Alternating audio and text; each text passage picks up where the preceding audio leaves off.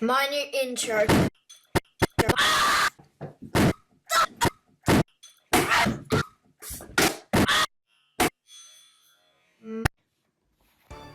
You can put down your pitchforks and stop throwing your bananas. Yes, I am the one person that loves Nosferatu. Well, I don't think he should have come to the game before Doombringer. He is by far one of the best design killers kit-wise. I don't even have him level 100 yet, and I can't stop blazing him. He is a genuine example of master game design. Let's start with a disclaimer though. This is my opinion, and you don't have to agree with my opinion. If you really hate me for this, I don't care. Agreed? Yes? Alright. Time for my biggest hot take so far on my channel.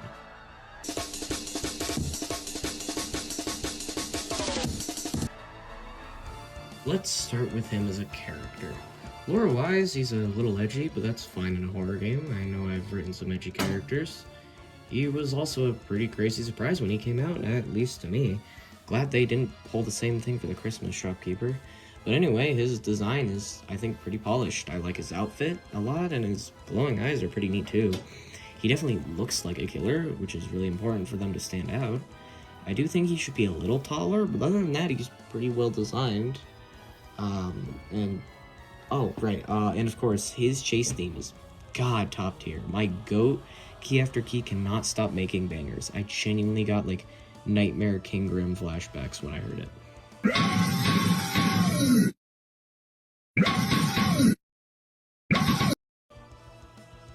I'm just gonna say this now, and I'm gonna put it on the table.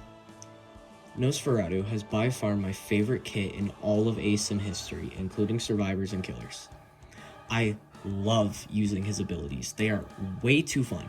While his slash is really weak, that makes sense. He specializes in doing short bursts of damage quickly and is one of the few killers that does well in the damage spread format.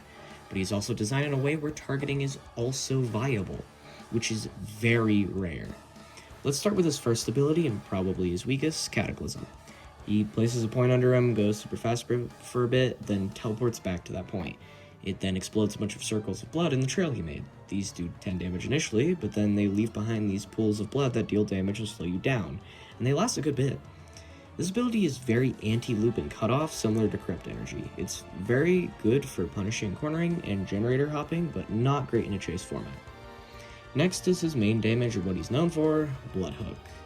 Bloodhook shoots forward a hook, obviously, that can hit from very far away.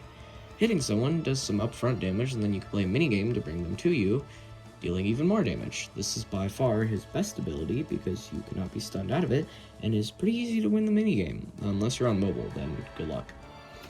Next is Hunter's Feast. It shoots a cloud of bats, I think, for that deal only like 5 damage, but makes you undetectable and invisible, as well as making that survivor take more damage from your attacks for 10 seconds, and mark them. This ability does chip damage, mainly, and because of the survivor now taking more damage, it's actually a great way to start stacking some actual damage that matters. Finally is Ascension. It turns you into a bat for 10 seconds, allowing you to fly around as well as marking people. You can dive to attack someone, dealing 5 damage and a max of 30, depending on the height of your dive. It's probably the best traversal move. Well, second best. Now that you know the kit, I'm gonna explain why I think it's actually perfect. The main reason it works really well is that every ability can combo with another. And I mean that literally. Cataclysm, Bloodhook, that's one of my favorites. Hunter's Feast and Ascension can do some serious damage, though it's hard to hit. Ascension and Bloodhook can catch the survivor off guard, etc., etc. It's just well designed. That's all I can really say. Chicken. You might be wondering why this part isn't in my critique of Nosferatu's kit. And that's because his kit is so unique that at no time your kit isn't usable. No matter what situation you're in, you can do something about it, assuming your abilities aren't on cooldown. Let me give you a few examples. Glass Houses is a map really bad for your Bloodhook abilities, since it's very open and also has small rocks and other walls to easily avoid it. But This is, in my opinion, the best map for Ascension, as it can allow you to easily go up in both elevated spots and get some sneaky snipes with the dive. It's also a great map for Hunter's Feast, especially in the elevated areas. Now, let's put those two to the test on Horror Hotel. This map has many twists and turns that make hitting Bloodhook and Hunter's Feast very difficult, not to mention how Ascension you are constantly hitting your head and cannot get that distance bonus in most cases. But this map is a rare time for Cataclysm to shine. As similar to how it's great for Digital Footprint, many spots have only 2 exits, so cover up one with your blood and go the other route. Now survivors either have to try and juke or take an M1 in the route you take, or take the blood and lock in with their stamina and jukes. You might be wondering, Bloodhook and both examples suck. Well, don't worry, the Floodscape 2 map, it is absolutely busted, since there's so much open space and you can drag survivors into the poison/lava to deal crazy damage. No matter what map you play on, you can win with skill and good use. Except Planet Voss. But to be fair, every killer sucks on Planet Voss. Just get rid of Planet Voss, please. I watch as you bleed. Obviously, no killer is perfect, and Nosferatu is no exception. So let's go over some flaws. Firstly, while this kit is unique, it's not that good. His M1 doesn't do a lot of damage, and unlike slashers and 1Xs where they apply damage over time, he has no compensation. Cataclysm might actually be worse than pizza delivery, and that's a hard thing to do.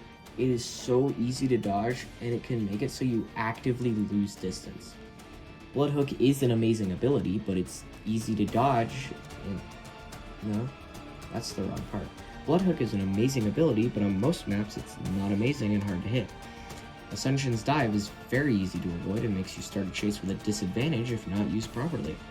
But I will say it's very good for block baiting. Hunter's Feast, giving you more damage, is mainly used for outside of chase for a strong ambush, but one M1 plus Hunter's Feast still does less than Mass Infection and Correct Energy. Now, probably the most controversial part about him is his release. Yes, I was surprised and happy for a new killer, but I understand people were frustrated on how he got released before Azure and Doombringer. To be fair to Nos though, Azure is an OC for another OC, so they're on similar levels, so I do think Doombringer should have come first. So I'm actually hoping Doombringer's next, so I don't have to see 2-time Azure players roleplaying in LMS. And yes, I know this will happen, because if you thought Cool Kid and 007 roleplayers are bad, wait till you see these motherfuckers. Finally is how goddamn rare he is in the game. Nobody plays him. I've played against 2 since I started playing again. It is literally the guest effect backwards. You will not see this guy. I am a SpongeBob. In conclusion, yes, I like Nosferatu a ton. He's super cool, and I genuinely love his kit and design. I think he was overhated because people were just waiting for something to hate this game on. I welcome this silly little vampire into the cast of killers with open arms. If you like this video, please consider subscribing and liking the video. I really want to reach 100 subs someday, and I'll make a Olympus Company video when I do.